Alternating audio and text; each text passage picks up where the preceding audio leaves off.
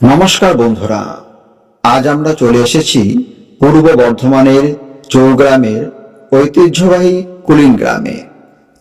এখানকার বিখ্যাত রথ উৎসবের আনন্দ আপনাদের সাথে ভাগ করে নিতে। আপনারা অনেকেই জানতে চেয়েছেন যে কলকাতা বা তার আশপাশ থেকে যারা আসবেন তারা এখানে কিভাবে পৌঁছাবেন। রুট কিন্তু খুবই সহজ, চলুন আপনাদের একদম পরিষ্কার করে বুঝিয়ে দেই। আপনারা যদি হাওড়া থেকে আসতে চান তবে সবচেয়ে সহজ উপায় হলো লোকাল ট্রেন। হাওড়া স্টেশন থেকে হাওড়া বর্ধমান কর্ড লাইনের যে কোনো লোকাল ট্রেনে উঠে পড়ুন, যেমন Mashagram local, Bardhaman chord local. Howrah থেকে ঠিক 1 ঘন্টা 20 মিনিট থেকে 30 মিনিটের মধ্যেই আপনারা পৌঁছে যাবেন চৌগ্রাম রেলওয়ে স্টেশনে। এখানে আপনাদের নামতে হবে। আর যারা শিয়ালদা বা সেই রুট থেকে আসবেন তারা শিয়ালদা থেকে সরাসরি কর্ড লাইনে ট্রেন পাবেন না। আপনাদের প্রথমে শিয়ালদা থেকে মেন লাইনের যে কোনো ট্রেন, যেমন শান্তিপুর, রানাঘাট, কৃষ্ণনগর লোকালে উঠে পড়ুন, দমদম জংশনে নেমে পড়ুন। দমদম থেকে আপনারা ডানকুনি যাওয়ার লোকাল ট্রেন পেয়ে যাবেন। ডানকুনি স্টেশন থেকে বর্ধমানগামী যে কোনো কর্ড লাইনের লোকাল ট্রেন ধরে আপনারা সরাসরি চলে আসতে পারবেন চৌগ্রাম স্টেশনে। চৌগ্রাম স্টেশনে নামার পর বাইরে আসলেই আপনারা পেয়ে যাবেন টোটো বা অটো। চৌগ্রাম স্টেশন থেকে কুলিন গ্রামের দূরত্ব মাত্র 2.5 থেকে 3 কিলোমিটার।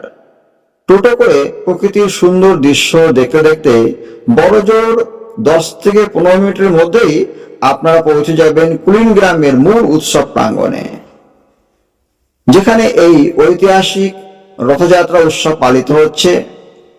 তাহলে আর দেরি কেন, চলে আসুন চৌগ্রামের কুলিন গ্রামে। আর আমাদের ভিডিওটি শেষ পর্যন্ত দেখতে থাকুন, সব খুঁটিনাটি চাক্ষুষ করা যায়।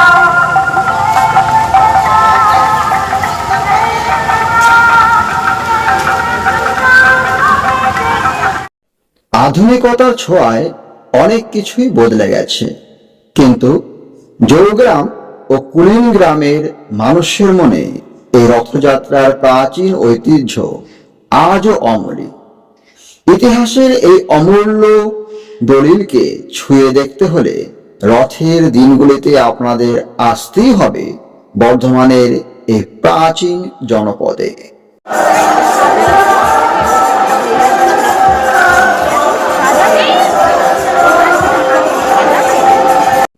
ভৌগোলিক বা প্রশাসনিকভাবে চৌগ্রাম ও কুলিন গ্রাম পাশাপাশি হওয়ায় এই অঞ্চলের মানুষের আবেগ ও সংস্কৃতি ওতপ্রোতভাবে জড়িত। চৌগ্রাম এবং সংলগ্ন কুলিন গ্রামের এই রথ উৎসব শুধু কোনো ধর্মীয় আচার নয়, এটি এই অঞ্চলের জাতি, ধর্ম, বর্ণ নির্বিশেষে সমস্ত মানুষের এক মহামিলন উৎসব। যুগ যুগ ধরে চলে আসা এই মেলা ও রথ টান আজও এখানকার সংস্কৃতির মেরুদণ্ড।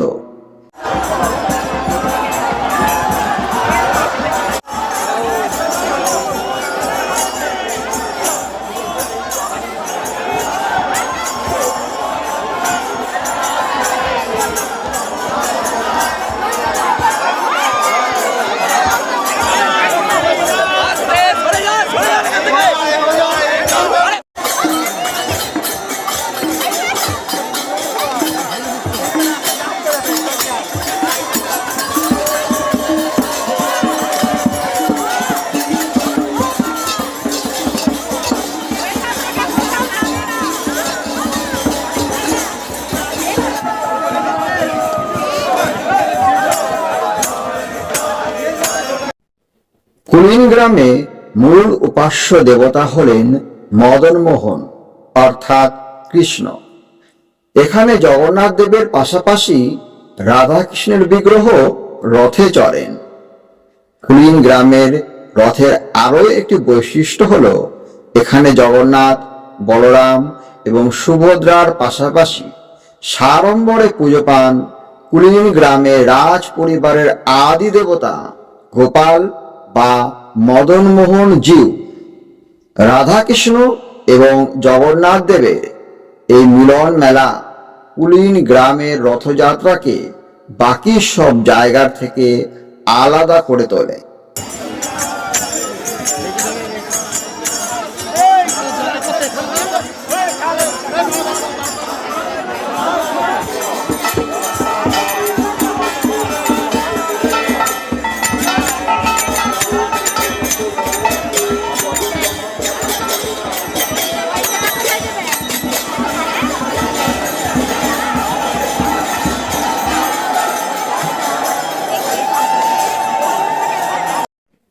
রথযাত্রা বলতেই আমাদের চোখে ভেসে ওঠে পুরীর জগন্নাথ দেবের মন্দির। কিন্তু আপনারা কি জানেন, পশ্চিমবঙ্গের পূর্ব বর্ধমান জেলার কুলিন গ্রামে এমন এক ঐতিহাসিক রথযাত্রা উৎসব পালিত হয় যার ঐতিহ্য 500 বছরেরও বেশি প্রাচীন। স্বয়ং মহাপ্রভু শ্রী চৈতন্যদেবের স্মৃতি বিজড়িত এই রথযাত্রার ইতিহাস যেমন রোমাঞ্চকর তেমনি অজানা।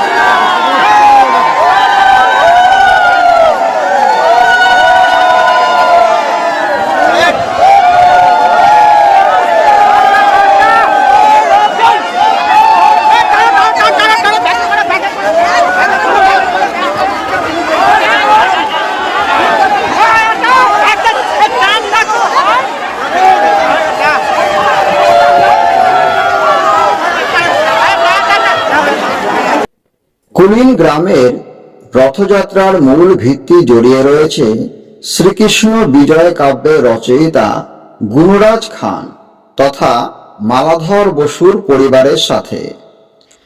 এই রথযাত্রার সূচনা হয়েছিল শ্রী চৈতন্য মহাপ্রভুর সমসাময়িক কালে।